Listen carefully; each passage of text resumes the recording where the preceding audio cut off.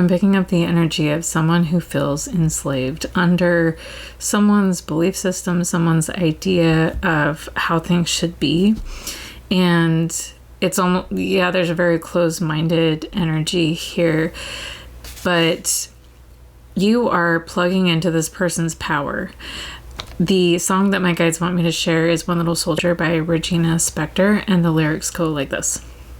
One little soldier talking to the others. One little soldier running through your tower. One little soldier plugging into your power. One little soldier calling you a coward. So this person who puts themselves above everyone with their beliefs, whether they be religious, political, it's like there's someone running through their tower calling them out. Like, you are not even in alignment with what it is that you say you believe. You speak so many words, but you're so disconnected from truth and from love. And someone's calling this person out. This person's name may be Linda, because my guides wanted me to share this TikTok video, and it goes like this. Sometimes when I find myself in certain situations, I have to say to myself, Linda, don't be crazy, but my name's not Linda. So I think someone here, their name may be Linda. But my guides also wanted me to share this quote by B.C. Cerna. He says, you're not a Republican. You're not a Democrat. You're not a conservative or liberal. You are not a Christian or an atheist. You're not Muslim.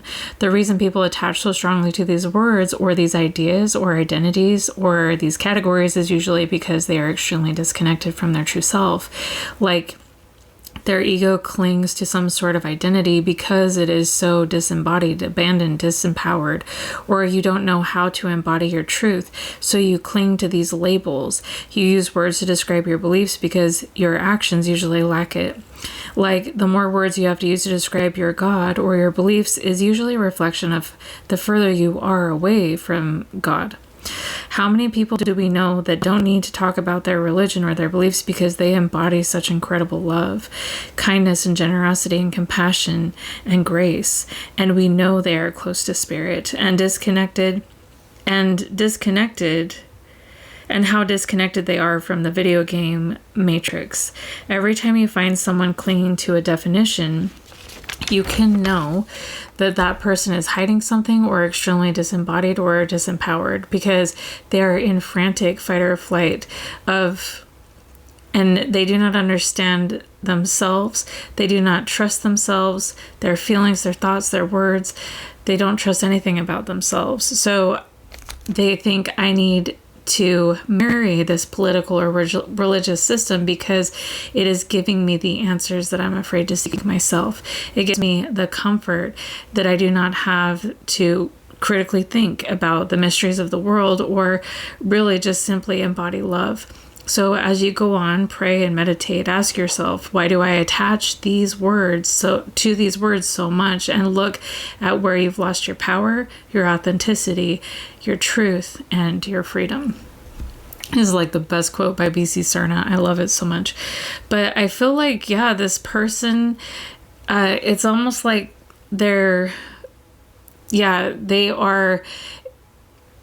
they put themselves as the master of your ship. And I feel like that's why you feel enslaved underneath, like under their ruling or their authority. And they use this belief as their, I don't know, as the authority over your life. And it's really inappropriate, but I really love this quote too, because there's a lot of people stuck in this way of thinking and being, attaching themselves to things that are meaningless outside of themselves and not knowing their power within themselves. And it's a tragedy, really. It's one of the biggest tragedies I've ever seen, because then they don't know the divine within themselves. They can't even recognize it within themselves. They don't know how powerful they are. They don't know who they are. But what's difficult and toxic about it is these people who are attached to words use words to gain power over others. And because it's all inauthentic and and based on something that's not even real a lot of the times. It causes so much war, actually. It causes so much chaos, not just globally, but internally as well, for themselves and everyone in their lives. So it's a real tragedy. But I feel like, you are, whether this be you, one little soldier, talking to the others, or you are listening to someone who is one little soldier, calling people to take their power back, calling people to reclaim themselves from labels. This is a really powerful place to be. Or you may be being called to help people run through the power-hungry, word-speaking, unfeeling humans. Call the power back to the people by disregarding labels and embodying truth and living truth just embodying it and show these people how to do that, because they are so disconnected from themselves that they aren't sure how. You do not have to be enslaved under this person's power, because the power that they hold is just a word as well. That's all words. It's all labels.